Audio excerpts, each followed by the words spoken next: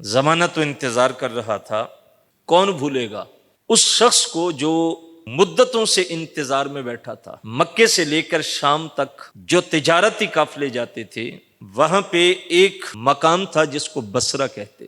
اس مقام کے اوپر ایک عیسائی پادری تھا جس کا نام بحیرہ راہب تھا۔ اس نے کتابوں میں پڑھا تھا کہ نبی آخر الزمان کا گزر یہاں سے ہوگا۔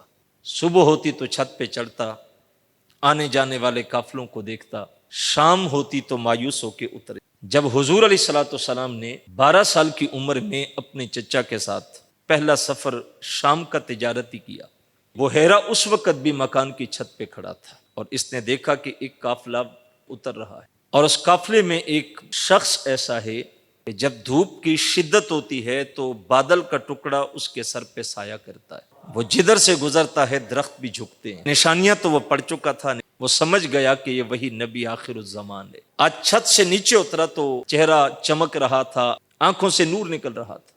گھر والوں نے کہا پہلے بھی چھت پہ چڑھتا تھا، بڑا مایوس لوٹتا تھا، تو اس نے خوشی میں آ کے کہا وہ آ گیا ہے جس کا انتظار تھا۔ وہ قافلہ پڑاؤ کرتا ہے، خادم کو بھیج کے کہا قافلے والوں سے کہنا آج تمہاری دعوت میری طرف۔ قافلے والے بڑے حیران، پہلے بھی گزرتے تھے، کبھی ملاقات نہیں کی، کبھی دروازہ نہیں کھلا، اور آج کھانے کی دعوت بھی دے رہا ہے۔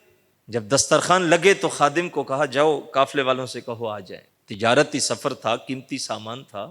قافلے والوں نے کہا سب نے نہیں جانا، ایک شخص کو سامان کے پاس چھوڑ جاؤ، باقی جا کے کھانا کھاتے ہیں۔ قافلے میں سب سے کم عمر حضور علیہ الصلوۃ والسلام کی ذات تھی۔ انہوں نے کہا یہ بچہ اس کو سامان کے پاس چھوڑتے ہیں، ہم جا کے کھانا کھائیں گے۔ میرے حضور کی عادت کریمہ تھی کہ حضور بات کو مان لیتے تھے۔ حضور بیٹھ گئے، قافلے والے چلے گئے، دسترخوان پہ بیٹھے تو وہ بحیرہ ایک ایک کے چہرے کو دیکھنے لگا، پر جیسے آنکھیں ڈھونڈ رہی تھی وہ چہرہ تھا ہی نہیں۔